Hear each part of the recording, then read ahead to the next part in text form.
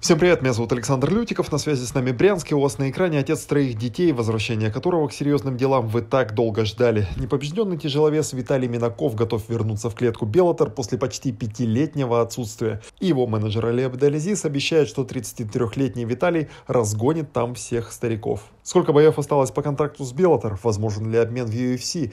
Почему не будет драться с Федором? И почему готов, если придется выйти против Сергея Харитонова? Следующие 20 минут будут интересными. Перед просмотром обязательно подпишитесь на мой канал, если еще не подписаны. Какая у вас футболка?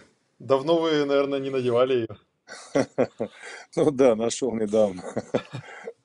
А что там, какой год написан? Год какой здесь может быть? А здесь, наверное, год, 2008, но он, не знаю, с 2008, по-моему, Беллатор существует. Это футболка старая. Это я еще в 2012 году эту футболку получил или приобрел, не помню. Нашел буквально недавно. Причем совершенно случайно. 7 августа вы давали интервью Ярославу Степанову, моему коллеге, и говорили, что планируете выступить осенью, там, сентябрь, октябрь, ноябрь, и говорили, что хотелось бы даже 2 боя провести, до конца года. И вам назначили бой в итоге на февраль. Почему не получилось выступить вот в 2018 году? На тот момент у меня бой планировался в российской организации. И поэтому я и говорил тогда, что я проведу бой в сентябре. 9 сентября он планировался. И планировался бой у меня на декабрь. Но пока я находился в Америке, в American Top Team тренировался, у меня решился вопрос как раз с Bellator. Ну, конечно, не без помощи менеджера Али Абделязиза. Он этим вопросом плотно занялся. И в течение буквально одних суток вопрос решился. Знаете, как говорится, хочешь решить вопрос, приезжай, не хочешь, звони. Вот я понял, что все 4 года столько времени потеряно, на самом деле. Достаточно было просто приехать и переговорить. Все то, чего бы мне хотелось, да, тот минимум, на который мне хотелось бы улучшить свой договор, свой контракт, на это без проблем. Скотт Кокер пошел, и договор был улучшен, сокращенный, количество поединков сокращено. И я на сегодняшний день совершенно четко понимаю, когда контракт у меня закончится. Я просил бой даже на октябрь, потому что так как я провел неплохой лагерь в American Top Team в августе, набрал форму, и мне хотелось ее реализовать, эту форму, чтобы не просто так это все, так скажем, не кануло в бездну. Такая подготовка и немаленькие потраченные деньги. Мне хотелось провести поединок. Ну, сперва меня сориентировали на декабрь, но это было не конкретно, не точно. Потом речь пошла о январе. И вот буквально пару недель назад мне пришла информация уже совершенно точно, что бой состоится в феврале, 16 февраля. Это будет главный бой вечера в Коннектикуте. Вот декабрь, который вам, так предварительно обещали в Беллаторе, до меня доходили слухи, что они до конца года хотели провести турнир в России. Это не было турнира в России? Я на тот момент, да, я слышал о том, что планируется, возможен, вероятен турнир в России. По-моему, если не ошибаюсь, даже совместно с одной из российских организаций это все дело планировалось. Которая где-то в районе Екатеринбурга обитает, да? Ну, да, речь идет об РСС, даже, не знаю, совместно с РСС, либо просто с руководством РСС, вот, но что-то, видимо, не срослось, и вот перенесли мой поединок на январь, потом на февраль. Но планировалось, да, по-моему, обсуждалось тогда декабрь и российский турнир. К прошлому контракту было подписано просто замечательное доп. Соглашение, по которому после каждой защиты титула контракт продлевался на 4 боя. И в итоге вы себе набили продление на 8 боев, и у вас оставалось, по-моему, 7, да? Вам оставалось провести 7 по контракту. Сейчас это доп. Соглашение действует, и сколько боев осталось? Нет, сейчас все, договор переподписан, он подписан на 2 года, или 6 боев. То есть, в принципе, там 2 и 2, по-моему, 2 и 2, да, 2 года, 2 месяца, либо 6 поединков. Ну, это, в принципе... Что быстрее закончится. Да. Это, в принципе, хорошие условия. По крайней мере, я теперь четко понимаю, что и когда закончится, да. Ваш менеджер теперь Али Абделязиз, и Резван Магомедов, Dominance MMA. Как на них вышли? Как получилось это сотрудничество? Изначально на них вышел еще в 2016 году через Хабиба Нурмагомедова. Хабиб познакомил с Али Абдул-Азизом. Али на тот момент предлагал помощь, свои услуги там, в помощи решения вопроса там, с Беллатором, по контракту решить вопрос, подписаться в UFC. В 2016 году как-то все тогда вроде как что-то попытались начать взаимодействовать, но как там все ВОЗ, как говорится, там и остался. Вот. И спустя какое-то время, вот как раз сейчас, в этом году, находясь в American Top Team, мы опять связались, и Али очередной раз предложил помочь в этом вопросе. Ну, мне, в принципе, терять-то нечего было. Я говорю, Али, если действительно получится решить вопрос, давай попробуем. Ну, и, в принципе, вот благодаря ему во многом, во всем практически вопрос решился. Я думаю, 2019 год пройдет под знаком этой темы обмены бойцов. Вот потому что уже мы видим первый пример One FC и UFC обменялись бойцами и так далее. Вы с Али как-то проговаривали возможность, а вдруг вас могут обменять в UFC? Знаете, все возможно. Открыто рассуждать о переходе сейчас, это нельзя. Некорректно, да. да. Это не некорректно, это и, может быть, наказуемо, так скажем. Вот. Но начало такой практики положено, и, в принципе, это возможно. Это обсуждалось. Обсуждалось с Али? Кулуарно обсуждалось, да. Мы не говорим о том, что именно такую стратегию мы выбрали, да, для того, чтобы уйти. Речь об этом не шла. Речь шла о том, что сегодня та политика, которую выстраивает Беллатор, она тоже может быть довольно интересной. Вот. А в перспективе все возможно. Это, знаете, в Америке же это бизнес, действительно бизнес. Та модель, которая работает. И если что-то приносит деньги,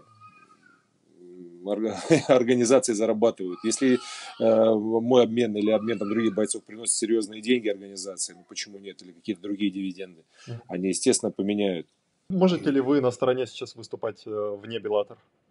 Нет, вне Беллатора я выступать не могу, я задавал этот вопрос, потому что существует тоже практика выступления ребят там, в других организациях, выступая в Беллатору. Тот же Сергей Харитонов, он выступает и в других организациях, но в моем случае пока, по крайней мере, мне это запрещено. Но опять же, разговаривая с Али Абдул-Азизом, обсуждая эту тему, он говорит: Виталик, нам необходимо сейчас перезагрузить отношения с Скоттом Кокером, перезагрузить отношения с Беллатор, даже не столько с Кокером, сколько просто вообще с Беллатор, потому что мы со Скоттом-то ничего не работали, после того, как он пришел в организацию, я так и не выступал. В дальнейшем, в принципе, все возможно обсуждать, и вообще, в принципе, все возможно. Подход, как мне говорили, опять до меня доводилось, подход у Скотта Кокера очень гибкий, поэтому, говорит, все возможно. Нужно просто сейчас восстановить эту спортивную репутацию, так скажем, да, которая была, объективно она была немножко так нарушена. Вот. А потом, говорит, все можно обсуждать, можно и обсуждать и по выступлениям, можно обсуждать и по улучшению других пунктов контракта, потому что мы сейчас улучшали конкретно именно экономику контракта. Контракт, по сути, остался тот же, уменьшилось просто количество боев на 2, по-моему, и улучшилась экономическая составляющая. А в перспективе мы будем обсуждать уже и улучшение других пунктов контракта. За пояс чемпиона Беллатор в тяжелом весе никто не дрался с момента вашего боя против Чейка Конга в апреле 2014 года, который состоялся, то есть почти уже 5 лет. И вот сейчас 26 января за этот пояс подерутся Федор Емельяненко и Райан Бейдер. Верно ли, что вы в случае своей победы над Чейком Конгом сможете уже в следующем бою драться за пояс? Да, насколько я знаю, если опять ничего не поменяется, не от меня это все зависит, наш бой носит статус претендентского боя. В случае, если Райан Бейдер выиграет, понятно, подеретесь, и вы победите Чейка Конга, подеретесь с Райаном Бейдером. В случае, если Федор станет чемпионом? Боя с Федором не будет. Да, этот вопрос много задают, и я комментировал это уже. Естественно, у нас есть СМИ нормальные, а есть те, которые пытаются сенсацию создать, выдавить из пальца, да, где уже начали писать о том, что я хочу там подраться А с я Федором читал Эмельяненко. такое как раз, что вы Да, да, хотите. да. Это вырванная фраза из контекста. Я сказал о том, что это противостояние, вернее, вероятность этого поединка, она велика. То есть, если я выхожу с одной стороны, а Федор выходит с другой стороны, ну, о том, Технически технически, велика. да, а состоится или не состоится, я это не комментировал. Я с большим уважением отношусь к Федору, и я откажусь от того поединка не потому, что я не уверен там в своих силах, а потому что просто я очень уважаю Федора не только как человека, да, но и как, ну, в большей степени как человека, конечно, но и как спортсмена, который является в каком-то смысле спортивной иконой там, для всех нас. Да? Он многих тысячи ребят мотивировал для того, чтобы прийти в зал, заняться смешанными единоборствами, в том числе и меня в свое время. Поэтому я не считаю правильным. Если бы Федору было сейчас 28-30 лет, можно было, да, там, выступить, померить силами. Мы спортсмены разного поколения, да, и этот поединок, он бессмысленный, совершенно бессмысленный. Кому что доказывать, кого радовать. Доказывать есть смысл, когда если бы мы выступали в одно время, тогда да. Сейчас для чего? Федор сильный боец, но я не посмею выйти против последнего императора. Очень много иностранных спортсменов, конкурентных спортсменов, против которых можно выходить. А развлекать публику, там, надирая задницы, как американцы говорят, друг другу, но для чего? Тогда переформулирую вопрос. Вы с Александром Волковым, в принципе, бойцы одного поколения, поэтому ваш бой был возможен, да? А сейчас другая история. Ну, конечно, конечно. И тогда мне, в принципе, мне не хотелось, откровенно говорю, я говорил тогда, что мне не хотелось драться с Александром. Но этот бой был титульный, очень, так скажем, на тот момент я очень был мотивирован. И вариантов других не было. Хотя я и сейчас вам скажу, что я бы не хотел больше встречаться ни с Александром Волковым, ни с Федором, ни с Сергеем Харитоновым. Да? Но, хотя с Харитоновым бой мне был интересен. В свое время был очень интересен. Как с человеком, который заработал такое серьезное имя. Вот. С Харитоновым я хотел подраться. Откровенно скажу, что с Харитоновым хотел подраться, потому что много раз это обсуждалось. Ну и плюс ко всему, в свое время Сергей тоже давал там несколько комментариев таких, которые, в принципе, меня сподвигли на то, чтобы этого боя захотеть. А что сказал, напомните? Да я, честно говоря, уже не помню. Там были какие-то видео, в том числе с Сашей Волковым, когда перед нашим поединком с Александром Сергей там тоже... Я не скажу, что он каким-то образом пытался там меня зацепить, но немножко так, как мне показалось, это было на тот момент высокомерно, да,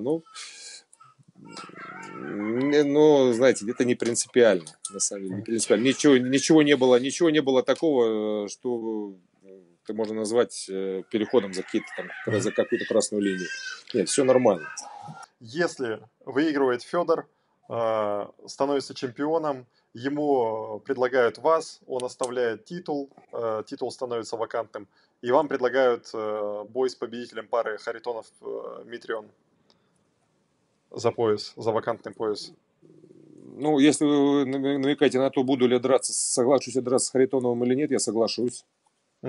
Я соглашусь. Федор — это другая история, да.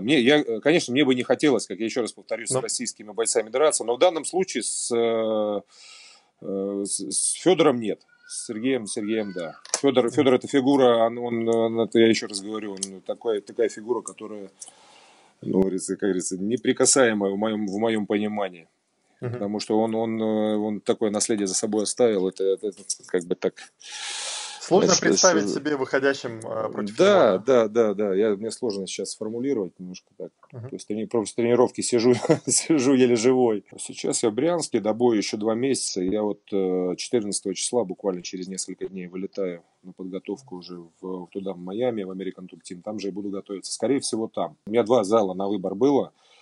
Один из них — это зал в Лас-Вегасе, где есть Благой Иванов, где есть еще ряд, я знаю, что в январе, по-моему, туда приедет и Олейник с Сосновским. если не ошибаюсь. Если в American Top Team, мне кажется, тяжеловесов, хотя сейчас я созваниваюсь с тем же Конаном, старшим тренером, ориентирует на то, что ребята есть. Ну, там всегда есть местные ребята, есть местные бразильцы, которые проживают постоянно в Майами, порядка там 6 человек. Они постоянно в зале, но я оценю ситуацию, по крайней мере, у меня на это время есть. То есть у меня еще чуть-чуть более 2 месяцев. Я прилечу, ну не более, практически, да, за 2 месяца я прилечу до боя. Первая неделя, пока там акклиматизация, буду вкатываться, я оценю, посмотрю. Если есть с кем работать, останусь в American Top Team. Если нет, я улечу в Лас-Вегас. А, в Лас-Вегасе, ну, это какой Мы, зал? по-моему, разговаривали о том, чтобы там есть UFC, какой-то новый UFC-центр. А, UFC Performance? Да. Ага. Вот в том зале. За чей счет это все? Вот в вашем случае первые сборы, сейчас будут сборы. Ну, последнее время у меня сборы-то, в принципе, за свои деньги. За чужие деньги я крайне мало и редко готовился. Это было, наверное, мои поединки, там 4 боя в Bellator, 4 выезда в Америку, вот там меня поддерживали. А так, в основном, все подготовка за свои деньги. За свои. Вот в данном случае к этому поединку меня еще поддержали, там помогают ребята из Северного десанта. Вот. А так вообще в основном, вопреки там расхожему мнению, что у меня там серьезная финансовая поддержка, ну, это нет. Никогда ее серьезной, большой такой поддержки сильной не было финансовой, так чтобы только в тот период, когда я выступал в Bellator. Это вот с 12 там, по 14 год, да, тогда я выезды свои не оплачивал, тогда все полностью мне оплачивали, поддерживали. Год без боев, подготовка в холостую, сборы в Америке. Сильно вы поиздержались? Много ли? Я все потратил. Серьезно? Все потратил. Конечно, все потратил. Я же не такие большие деньги зарабатываю, чтобы жить год, да еще и разъезжать по Америке. Это же довольно большие деньги проводить сбор в Штатах. Но я вам скажу, это на сборы в Штатах уходит меньше денег, чем у меня была такая подготовка неплохая к бою с Антонио Бигфутом. Я потратил здесь больше даже, чем в Америке на подготовку, учитывая то, что зал был бесплатный и тренеры были бесплатные. На сам быт проживания в Москве. В Штатах идет, платишь перелет и платишь за зал, в котором есть все. Ты платишь деньги, и тебе дают качественную подготовку. А можно вот, ну, не знаю, если вы подсчитывали, сколько в Москве вы потратили на подготовку, или вы не подсчитывали? Как многие люди это делают. Ну, я представляю, сколько я потратил, но зачем эти суммы? Просто, знаете, сейчас назови Пугать сумму, людей. многие скажут, да, блин, да что он там, блин, не знаю, на что он такие деньги потратил. На самом деле, если говорить только просто элементарно, я одну только сумму назову. Я снимал квартиру, у меня только на одну квартиру ушло практически 200 тысяч рублей. Вот вам подготовка. Это за какой период? Это за 2 месяца. Можно было, конечно, снять квартиру там в 2 раза дешевле, где-то на окраине Москвы. В Бутово. Да, и ездить, добираться там полдня до зала, но я к своей подготовке подхожу, там, я в этом плане не экономлю. То есть, если ты готовишься, ты должен жить в хороших условиях и очень хорошо питаться, потому что идет серьезная нагрузка. Если ты свое тело плохо обслуживаешь, и оно ответит. Да, оно не восстанавливается, оно потом все это выльется. Последнее уточнение. То есть следующий бой вы его ждете с нетерпением, в том числе и потому, что это будут первые деньги за 14 месяцев, да? Ну, конечно, и знаете, и у нас принято считать, что если ты профессиональный спортсмен, известный спортсмен, значит, у тебя должны быть миллионные счета. Но на самом деле такого нет. Как практика показывает, даже если ты зарабатываешь неплохие деньги за бой, ты вынужден их растягивать ровно до следующего своего поединка. заниматься какими-то попутными делами другими, ну, это невозможно практически, занимаясь спортом профессионально. Я пробовал совмещать, ничего хорошего из этого не получается. На этом все. Вопросы Виталия Минакову задавал Александр Лютиков. Подписывайтесь на мой канал, чтобы не пропустить новые видео. Если вы не заметили, у нас тут интересно.